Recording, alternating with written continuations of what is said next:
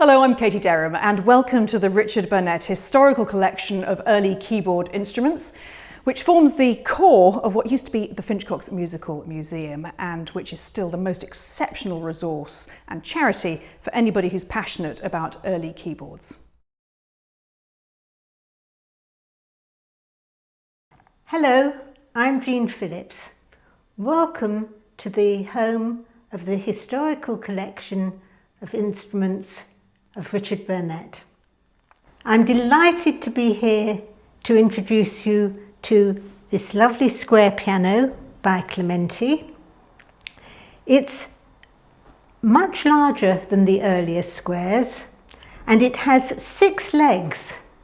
Now, I have only got 2 legs, but this instrument has 6 legs because the keyboard has grown and it needed some extra support. It also has a sustaining pedal, which is a great improvement on the hand levers that we had to use on the earlier square pianos, because now obviously it's a foot pedal, so you can use your foot while your hands are playing. It has a double escapement action, which makes repetition much easier, and it's actually a joy to play. It's by Clementi. Muzio Clementi was an Italian, and at the age of 14 he was giving a recital. I think it was actually on the organ rather than the piano, but it was heard by Peter Beckwith, who was an English gentleman. And Beckwith was so impressed, he literally bought Clementi from his father and paid his father an annual sum for the next 20 until Clementi was 22, so that Clementi lived with Beckwith on his estates in England. And during that time, I think he learnt to be an English gentleman.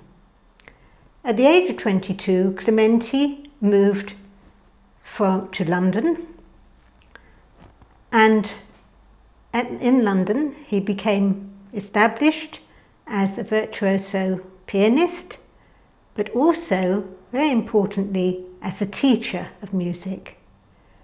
His third strand was being a businessman, and he had a very thriving business. He took over the business of Longman and Brodripp when they were going bankrupt and turned it into a wonderful company making instruments that are really, really beautiful sounding instruments. They were small, like this one, but they were also large grand pianos as well. They were very popular, and Clementi sold his pianos and did concert tours all through Europe and Russia. One of the ways that Clementi sold his pianos was to include music that he, Clementi, was publishing in his publishing firm.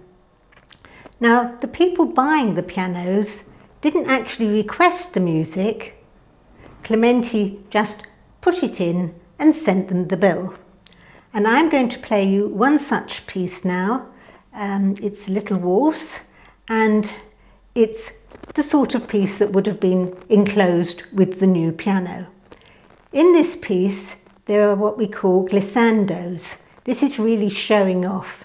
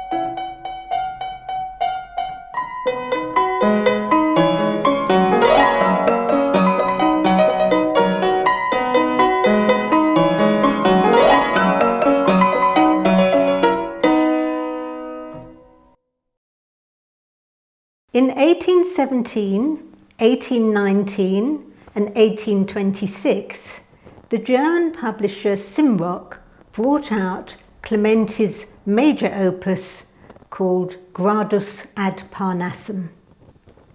This was 100 studies, and they were dedicated to the Princess Volkonsky, and she was a Russian princess living in France. And that shows the sort of people that Clementi was mixing with. He was really loved by the aristocracy. This work is one of the most fascinating works written at this time, because if you could actually play all these 100 studies, they covered every form of technique that existed at this time to be able to play the wonderful works being written by composers like Beethoven and early Chopin and Mozart from slightly earlier. So all the great composers' music have technical difficulties. But if you could play your 100 studies from Gradus ad Parnassum, you would reach the heights. And of course, Mount Parnassus is where the ancient gods from Greece lived. So if you could manage all these studies, you reached the heights of Mount Parnassus.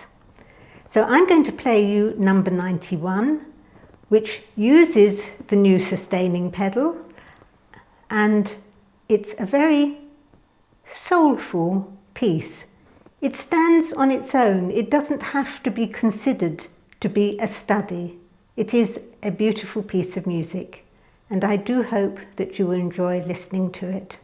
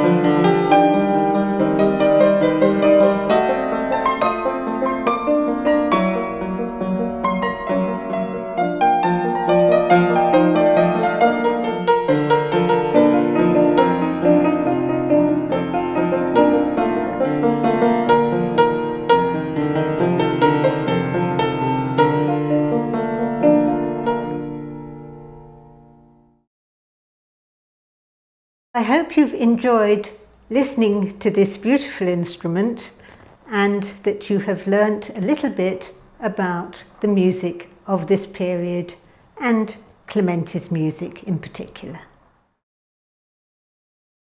If you'd like to find out more about the charity and the workshops and the events that take place here, then please do so. If you'd like to support, we'd like you to do that as well. Go to the comments section beneath this film or go and visit the Finchcocks charity website.